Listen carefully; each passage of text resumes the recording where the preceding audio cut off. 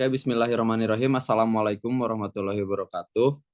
Eh, izin memperkenalkan diri, nama saya Zidan Fatur Rahman Sauri, akan menjadi moderator pada presentasi kali ini, yaitu tentang alat tangkap UHT Pole and Line yang akan disampaikan oleh kelompok 8 dari mata kuliah alat penangkapan ikan.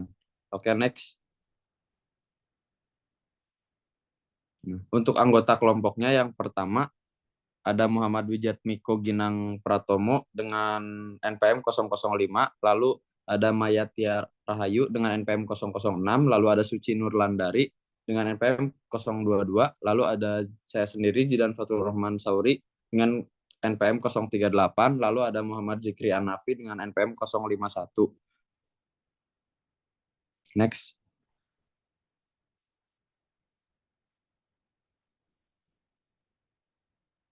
Oke, yang selanjutnya akan disampaikan oleh teman saya.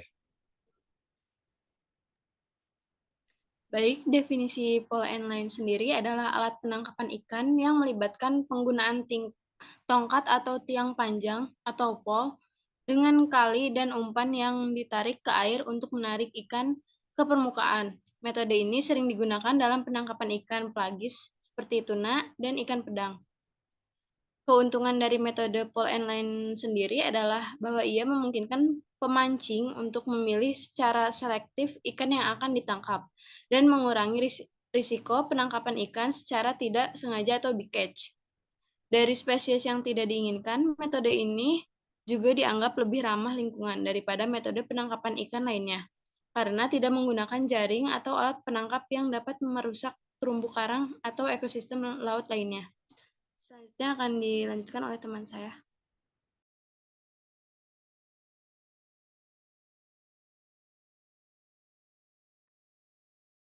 Kemudian saya akan menjelaskan konstruksi UHT atau pole and line.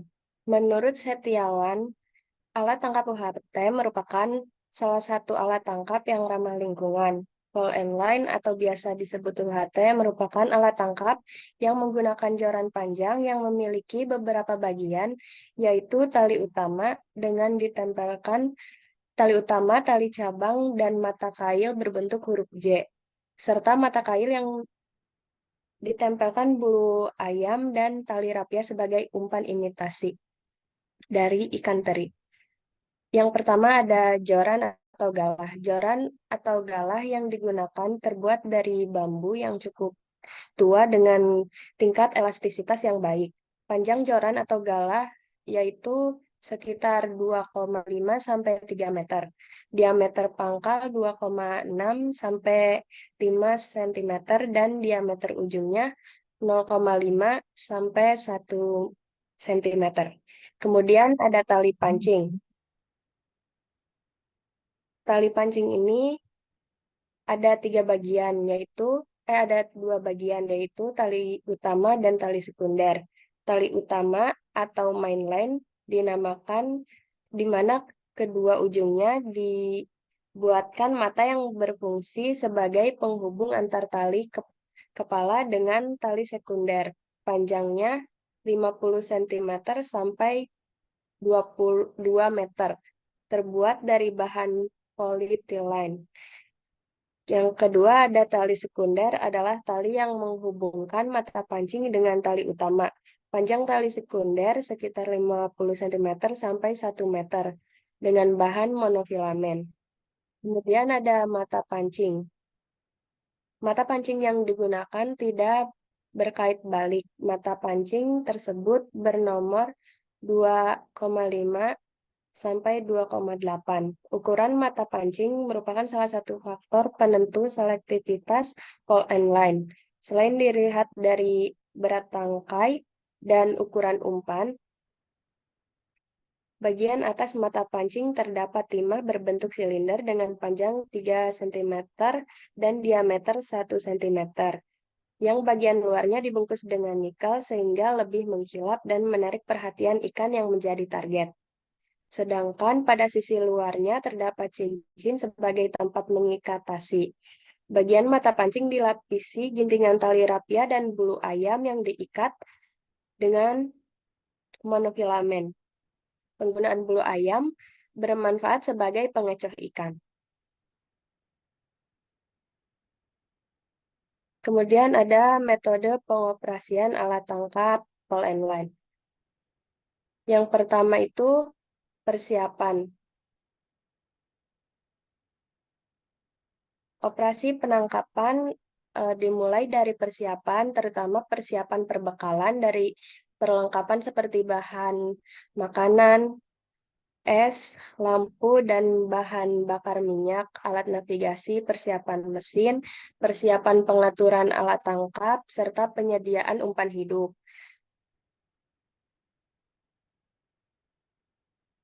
Kemudian ada pengintaian gerombolan ikan. Pengintaian ini dilakukan oleh boy-boy bekerja sama dengan kapten. Pengintaian dilakukan di tempat yang paling tinggi di kapal, yaitu di anjugan kapal, menggunakan alat bantu berupa teropong, seperti di gambar ini. Untuk mengetahui adanya gerombolan ikan berdasarkan nelayan, yaitu dengan memperhatikan burung yang terbang menuki ke permukaan laut. Jika yang terlihat adalah burung laut yang besar, maka di tempat tersebut terdapat gerombolan ikan tuna. Jika yang terlihat adalah burung laut kecil, maka di tempat tersebut terdapat gerombolan ikan cakalang. Hal ini sesuai dengan pernyataan Ayodhya yang menyatakan sama bahwa petunjuk untuk mengetahui adanya gerombolan ikan seperti tadi. Kemudian ada menarik gerombolan ikan. Perairan yang diketahui terdapat gerombolan ikan didekati secara perlahan dari sisi kiri atau sisi kanan. Setelah ikan diperkirakan berada pada jarak jangkauan, maka boy-boy melakukan pelemparan umpan hidup untuk menarik ikan mendekati kapal. Kemudian selanjutnya diarahkan ke haluan kapal. Penebaran umpan tidak berlawanan dengan arah angin agar umpan tersebut tidak jatuh kembali ke atas kapal. Posisi kapal memotong arah renang ikan. Kemudian boy-boy akan memperkirakan waktu yang tepat, kecepatan, dan juga jumlah umpan hidup yang dilemparkan ke laut. Saat gerombolan ikan telah berada di haluan kapal, maka pelemparan umpan dikurangi dalam jumlah batas tertentu agar ikan tetap berada di haluan kapal. Pelemparan umpan hidup akan semakin dipercepat jika berhenti apabila dan tidak berhenti apabila ikan sudah aktif dan mulai rakus memakan umpan. Kemudian yang terakhir ada pemancingan. Saat gerombolan ikan sudah berada di haluan kapal, kapal akan berhenti atau diam, namun mesin kapal akan tetap dihidupkan untuk mengantisipasi berpindahnya gerombolan ikan. Pemancing sekitar 5 atau lebih pemancing kemudian akan menurunkan mata pancing ke dalam air di tengah-tengah semburan air sambil digerak-gerakkan secara perlahan, sehingga tampak seperti umpan hidup sungguhan. Pemberian semburan air ini dilakukan untuk mengaburkan penglihatan ikan terhadap mata pancing, pemancing, dan kapal. Ikan yang menyambar mata pancing segera ditarik ke atas ke arah belakang. Kemudian ikan akan terlepas dengan sendirinya dan jatuh di atas geladak kapal. Saat penarikan ikan diusahakan, pemancing diusahakan tidak jatuh, ikan diusahakan tidak jatuh ke laut atau terlepas karena dapat membuat ikan lainnya menjadi takut atau pergi menjauh. Proses pemancingan ini ada dua cara dalam menjatuhkan ikan. Yang pertama itu ada menjatuhkan ikan lewat belakang kepala pemancing atau pemancing banting atau pancing banting. Cara yang kedua yaitu menjatuhkan ikan lewat bawah lengan. Umumnya nelayan akan menggunakan cara yang pertama. Pemancingan dengan cara yang kedua biasanya dilakukan saat ikan malas makan. Kemudian selanjutnya akan dilanjutkan oleh rekan saya.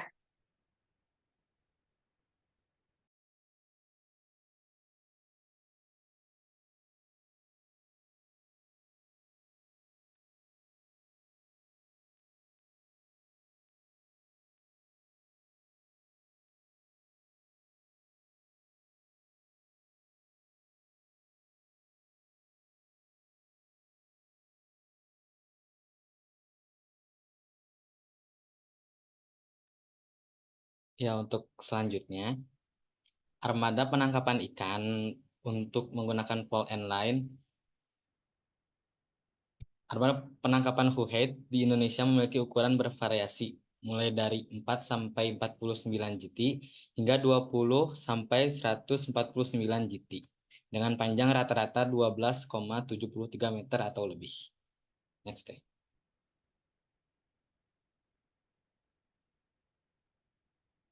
Daerah penangkapan ikan. Yang pertama yaitu perairan terbuka. Alat tangkap pole and line biasanya digunakan di perairan terbuka seperti lautan atau laut lepas, di mana ikan pelagis berenang secara bebas. Nah, yang kedua, daerah dengan kondisi oceanografi yang cocok. Biasanya, lokasi penangkapan ikan pada alat tangkap pole and line dipilih berdasarkan kondisi oceanografi yang sesuai, seperti suhu permukaan laut, arus laut, dan distribusi plankton yang sesuai dengan habitat ikan di laut tersebut. Yang ketiga yaitu daerah dengan kedalaman yang bervariasi. Karena kecenderungan ikan pelagis untuk berenang di berbagai kedalaman, daerah penangkapan pole and line dapat mencakup area dari permukaan hingga lapisan yang lebih dalam. Yang keempat, daerah yang memiliki jarak dari pemukiman atau pencemaran. Daerah penangkapan ikan pole dan pole and line biasanya menangkap ikan cakalang atau tuna. Biasanya dipilih di perairan yang jauh dari pemukiman manusia atau tempat yang tercemar dari limbah. Untuk yang kelima, daerah dengan konsentrasi ikan yang tinggi. Penangkapan ikan pole and line biasanya dilakukan di tempat di mana banyak ikan, seperti perairan yang kaya akan sumber daya plankton. Next deh.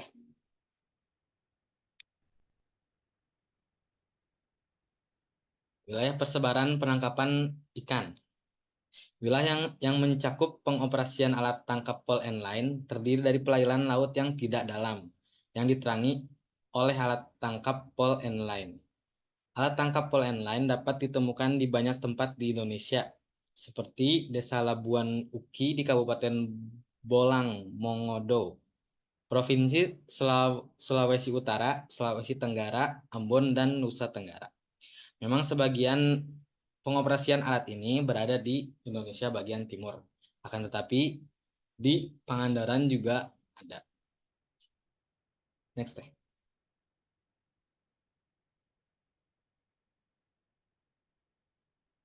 Selanjutnya akan dilanjutkan oleh teman saya.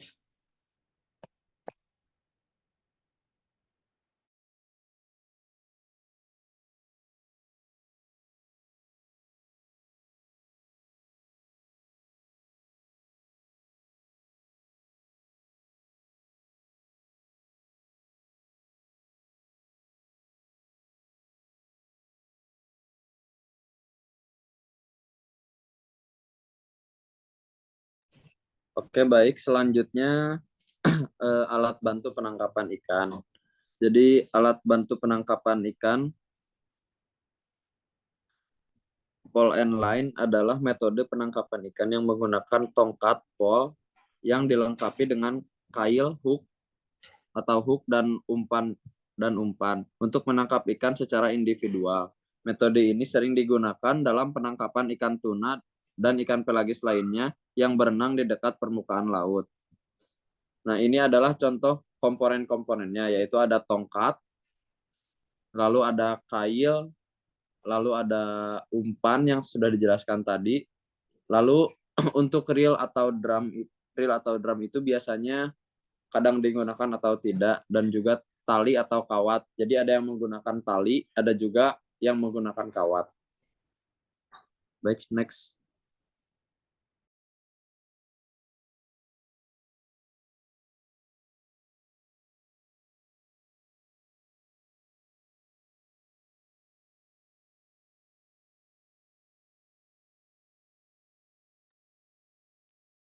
Baik, selanjutnya dalam komparasi unit penangkapan pole and line berdasarkan Kepmen KP nomor 12 tahun 2021, yang paling menonjol itu terdapat 2 poin, yaitu armada kapal alat penangkapan ikan dan daerah penangkapan ikan.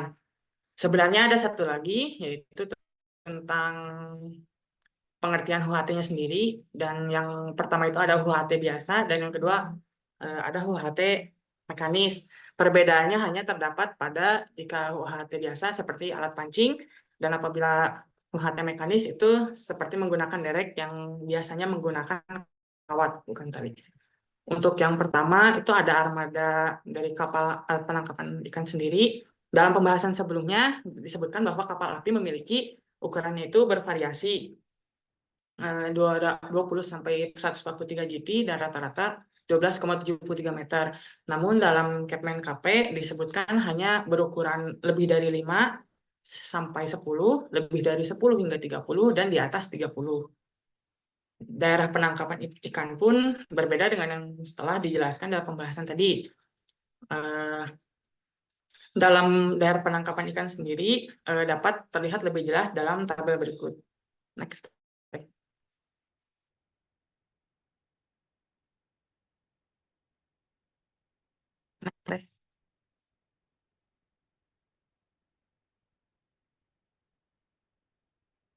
Dalam tabel tersebut terlihat alat penangkapan ikan UHT, kodenya sifatnya itu bersifat aktif. Untuk pengertiannya sendiri itu kapal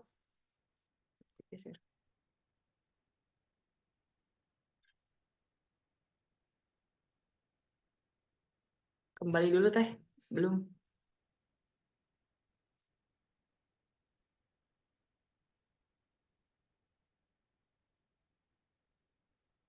Kapal TM tidak bermuat ya terlalu tinggi dan 5 GT itu biasanya UHT dalam armada kapal 5 GT itu dilarang. Dan untuk rumpun yang pertama itu menggunakan teknik pelampung, itu hanya yang lebih dari 5 hingga 10 GT yang diperbolehkan. Dan untuk rumpun yang kedua itu memakai pemikat. Pemikat itu untuk menarik perhatian ikan hanya boleh dipakai di lebih dari 10 hingga 30. Dan yang rumpun ketiga itu menetap. Jadi dalam penangkapan ikannya itu UHT-nya itu menetap, tidak berpindah-pindah, hanya boleh dipakai di GT 30 GT ke atas. Dan untuk jalurnya sendiri ada 1A, 1B, 2, 3, dan laut lepas. Untuk 1A itu perairan 2 mil laut dihitung dari garis pantai, 1B itu lanjutan dari 1A, 2 mil laut setelah garis pantai, jadi 2 mil laut, 2 mil lautnya lagi jadi 4 mil laut, dan untuk jalur 2 itu 1 sampai 12 mil laut.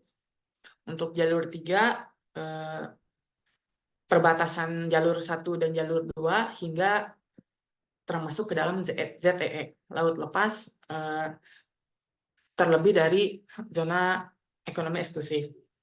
Jadi rumpun 1 yang memakai pelampung hanya diperbolehkan di dalam area 1 sampai 12 mil laut, 1 dan 2, dan perairan laut lepas ya, perairan laut yang termasuk ZTE.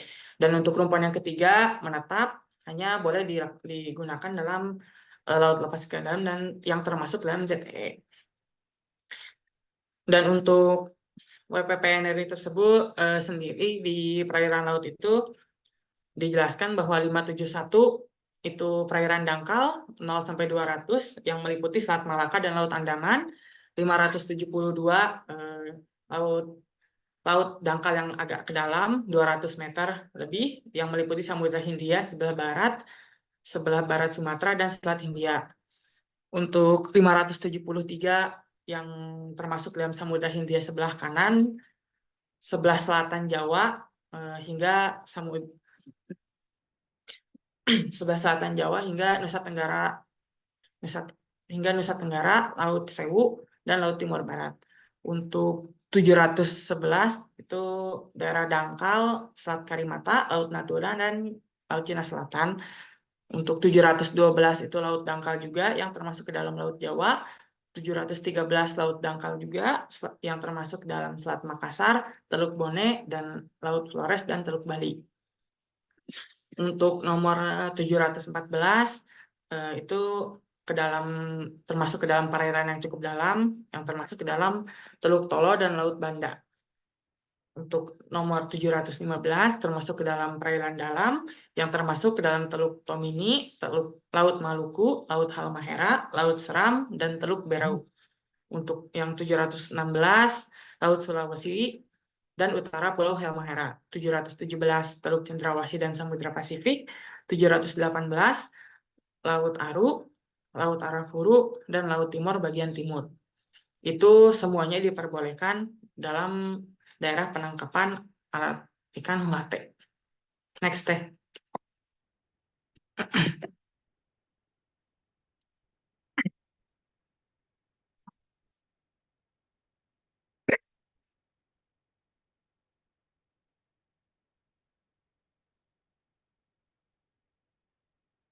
Dikarenakan UHT sendiri sudah merupakan alat tangkap yang lumayan populer, jadi dalam perancangan atau pembuatan UHT sendiri, inovasinya tuh tidak terlalu terlihat hanya dalam teknik pengoperasiannya saja yang ditambahkan dengan beberapa alat bantu seperti penggunaan GPS, Fish Finder, dan lain-lainnya.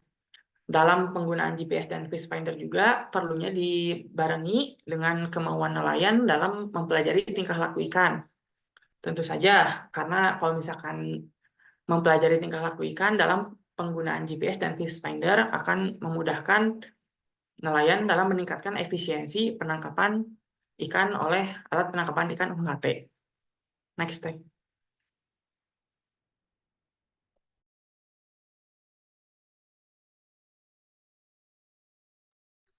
Selanjutnya, hasil tangkapan dari Poland Line sendiri. Hasil tangkapan ini berbeda-beda tergantung pada faktor-faktor yang berpengaruh, seperti jenis ikan, lokasi penangkapan, teknik pemancingan, dan juga kondisi perairan.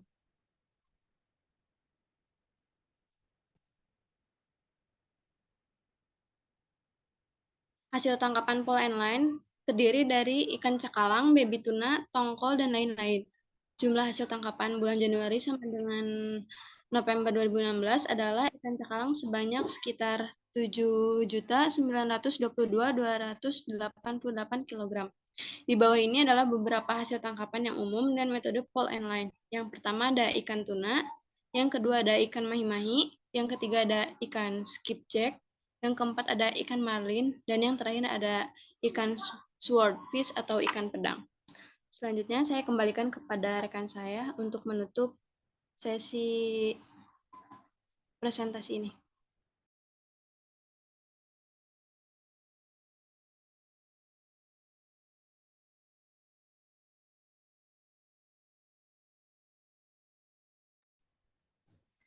Ya, oke. Jadi kesimpulannya, UHT atau Poland Line merupakan alat penangkapan ikan yang sederhana dan telah banyak digunakan oleh kelompok nelayan di seluruh Indonesia. Dengan cara pembuatan alat penangkapan ikan UHT yang tergolong mudah dan teknik pengoperasian yang mudah, walaupun harus adanya kerjasama antar anggota kru dalam kapal penangkapan tersebut, membuatnya menjadi cukup populer di kalangan kelompok nelayan.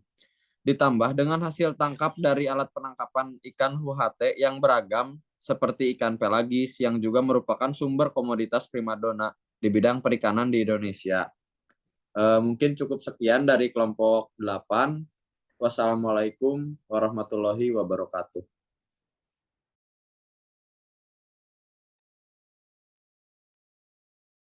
Udah, matiin.